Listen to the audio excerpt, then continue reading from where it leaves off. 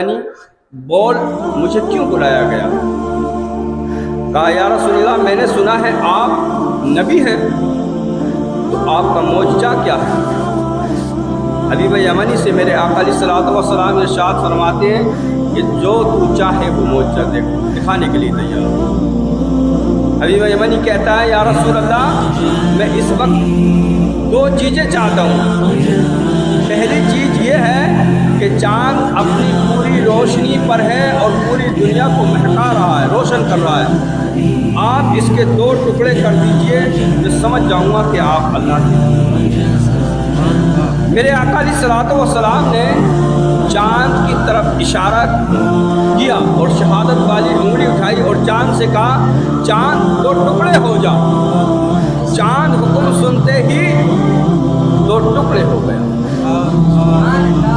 حبیب یمنی اس معجزے کو دیکھ رہا تھا اور دیکھنے کے بعد نے کہا یا رسول اللہ اب اس چاند کو آپس میں یکساں کر دیجیے۔ میرے آقا علیہ الصلوۃ والسلام نے اس چاند کی طرف اشارہ کیا اور کہا چاند آپس میں مل جا اور یکساں ہو جا۔ پھر چاند آپس میں مل گیا۔ حبیب یمنی سے اب یا رسول اللہ کہتے ہیں کہ اے حبیب یمنی اب بتا تیری دوسری بات، تیری دوسری دل کی مراد کیا ہے؟ حبیب یمنی خاموش، اس لیے شاعر کہتا ہے تیرے آگے دبے لچے فصحا عرب کے بڑے بڑے، تیرے آگے دبے لچے فصحا عرب کے بڑے بڑے، کوئی منہ میں زباں نہیں بلکہ جسم میں جان۔ جہاں نبی تشریف لے کر آئے وہاں کسی کی ہمت نہیں کہ زباں کھول دے۔ حبیب یمنی نے کہا یا رسول اللہ آپ خود ہی بتا دیجئے میرا دوسری مراد کیا ہے، دوسرے دل کی تمنا کیا ہے؟ کہا میں ہی بولوں یا تو بولے؟ کہ یا رسول اللہ آپ بھی بتا دیجئے جو میرے دل میں ہے۔ تو سن تیرے دل میں کیا ہے؟ تیری ایک معذور لڑکی ہے جس کے نہ ہاتھ صحیح سلامت ہے نہ پیر صحیح سلامت ہے، آنکھ سے دیکھ نہیں سکتی، کان سے سن نہیں سکتی، وہ تجھ پر بوجھ بندھی ہوئی ہے، تو چاہتا ہے اسے شفا ہو جائے۔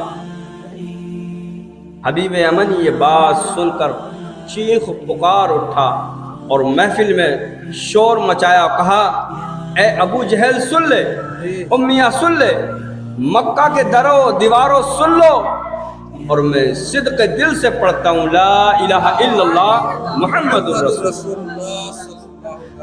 کل کے منافق نبی کا معجزہ دیکھ کر کلمہ پڑھتے تھے، آج کلمہ پڑھنے والے نبی کی شان میں اور علم غیب پہ اعتراض کرتے۔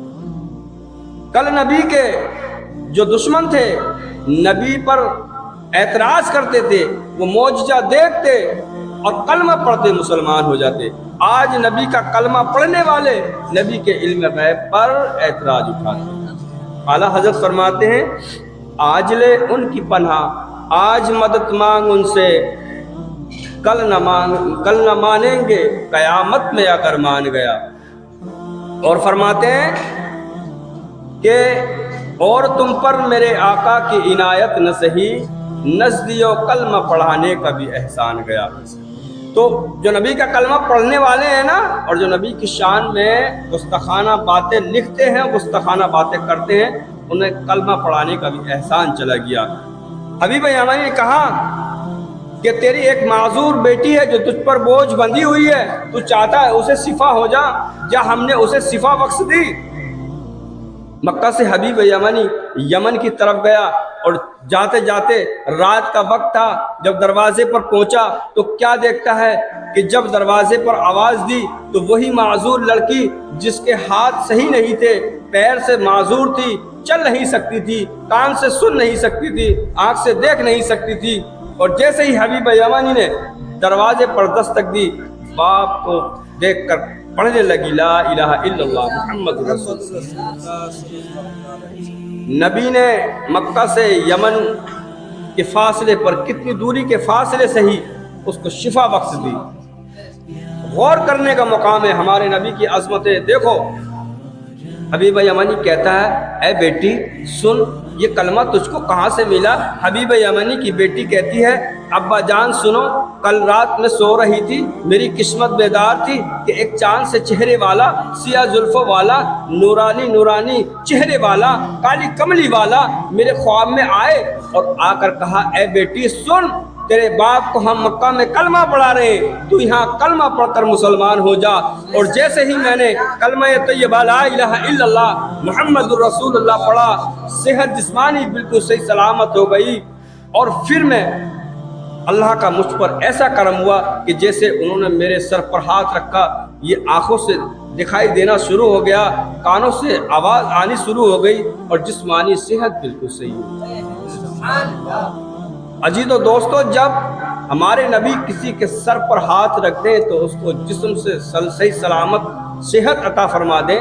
میرے نبی اگر خارے کنویں میں اپنا لعاب دہن ڈال دیں تو وہ پانی میٹھا ہو جائے۔